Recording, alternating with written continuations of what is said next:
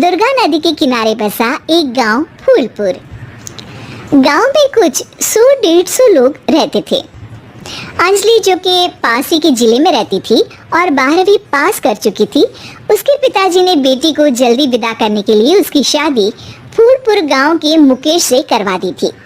मुकेश कभी स्कूल नहीं गया था और इस कारण वो पढ़ा लिखा नहीं था और बाकी गांव वालों की हालत भी मुकेश जैसी ही थी।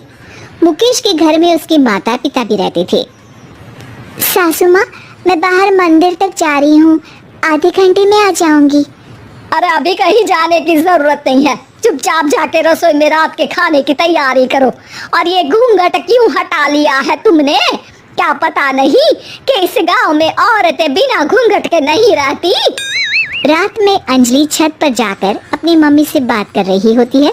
तभी गांव की 3-4 औरतें उसे देख लेती है और दरवाजे पर आकर उसकी सास से शिकायत करने लगती है। और क्या हुआ? अरे छत पे तो देखो, आपकी बहू मटक मटक के किसी से फोन पर बात कर रही है। दिन भर फोन पे लगी रहती है। अरे कल तो मंदिर के पास वो क्या कहते हैं, सेल्फी ले रही थी।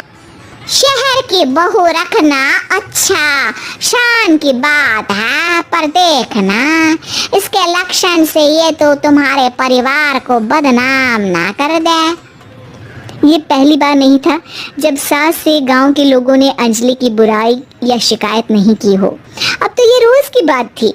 अंजलि ये सब सुन लेती है। जब वो नीचे जाती है तो मुकेश भी वहां जाता है। सास कहती है, बेटा, लोग घर आकर शिकायत करने लगे हैं बहू के कामों की। देख लो, पति हो, संयम से रखो इसे। माँ जी, मैं तो अपनी माँ से बात कर रही थी क्योंकि यहाँ कोई बात करने लायक ही नहीं है और अब मैं माँ के पास ही रहूंगी। वहाँ क्या रहना, वहाँ बाहर के लोग तो ठीक है पर घर के लोग भी इज्जत ना दे सके। अरे नहीं नहीं अंजलि, ऐसा नहीं है, धीरे धीरे सब ठीक हो जाएगा, तुम फिक्र ना करो। अरे बस कुछ बोलना ही नहीं है, सर पे चढ़ा रखा है बहू को।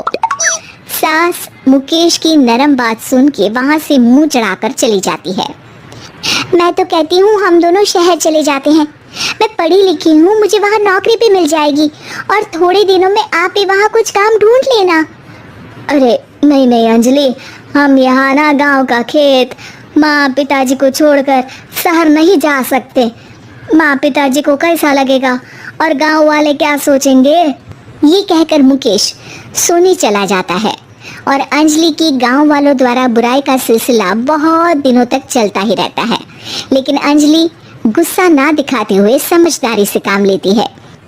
बारिश का मौसम चालू हो जाता है। जोरदार बारिश से पूरे गांव में हाहाकार मच जाता है।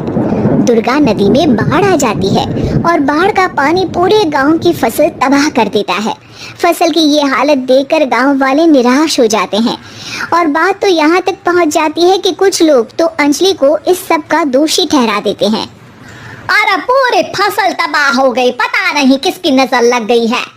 अरे जब से चौधरी परिवार में ये शहर की बहू आई है ना, तब से ही गांव की शांति चली गई है। इसके कर्म कांड से माँ दुर्गा नदी भी खुश नहीं है। ये सब सुनकर बेचारी अंजलि रोते हुए अपने घर चली जाती है। कुछ दिन बाद सभी गांव वाले अपनी फसल का मुआवजा लेकर अपने अपने घर आते हैं। मुकेश भी 1500 लेकर आता है। अंजलि को जब पासबुक दिखाता है तो अंजलि हैरान हो जाती है। अरे, ये पासबुक में तो उन्होंने 4000 की एंट्री करी है और आपको सिर्फ 1500 दिए। सच में? अरे वो सरकारी अफसर आपको बेवकूफ बना रहे हैं। सरकार की तरफ से हमें 4000 मिले हैं, लेकिन बाकी का सारा पैसा खुद ही खा रहे हैं। आप लोग के अनपढ़ होने का फायदा उठा रहे हैं। ये सब सुनकर मुकेश परेशान हो जाता है, लेकिन अंजलि उसे हिम्मत से काम लेने को कहती है और सुबह होते ही मुकेश को पंचायत कार्यालय ले जाती है और साथ में गांव के और लोगों को भी। आप सरकारी बाबू क्या गांव के लोगों को बेवकूफ समझते हैं? आपको क्या लगता है ये पढ़े लिखे नहीं है तो आप कुछ भी मनमानी करेंगे? ये बेचारे दिन रात इतनी मेहनत करते हैं, ये हमारे अन्नदाता हैं और आप इनके साथ ऐसा धोखा करते हैं। अरे क्या बके जा रही है ये लड़की, किस धोखे की बात कर रही है? अपने कांड करके नदी माँ को नाराज करके हमारा नुकसान करके इसे चैन नहीं मिला क्या? सरपंच जी, इन सरकारी बाबू ने मुझे बेवकूफ बनाया है और मेरे हिस्से के पैसे खुद चट कर गए। बस ये सुनते ही सरपंच वहां से दुम दबाकर भाग जाता है। पता चलता है कि जनपद अधिकारियों ने गांव के सरपंच के साथ मिलकर सबके साथ धोखा किया है। सब लोगों का विरोध शुरू हो जाता है और आखिर में अधिकारी सब गांव वालों के हिस्सों के बचे हुए पैसे उन्हें लौटा देते हैं और कई दिन तक सरपंच गांव में लौटता ही नहीं।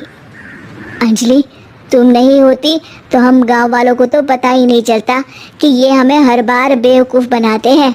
हाँ हाँ अंजलि बेटी, हमें माफ कर दो।